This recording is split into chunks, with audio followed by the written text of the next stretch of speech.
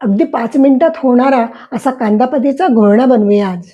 हा कांदापातीचा घोळणा भाकरीबरोबर एकदम मस्त लागतो. मिरची पावडर घालूया आपल्याला हवी तशी. जरा झणझणीतच बरा वाटतो. चवीनुसार मीठ आणि अगदी थोडं कच्चं तेल. मिक्स करूया. बघा अगदी 4 साहित्यात आपला कांदापातीचा घोळणा तयार. घोळणा छान मिक्स करून झालेला आहे. आता आपण छान भाकरीबरोबर सर्व करूया. तर मंडळी, अगदी 5 मिनिटात होणारा हा कांदापातीचा घोळणा, त्याच्याबरोबर गरम गरम भाकरी आणि पातीचा कांदाही घेतलाय.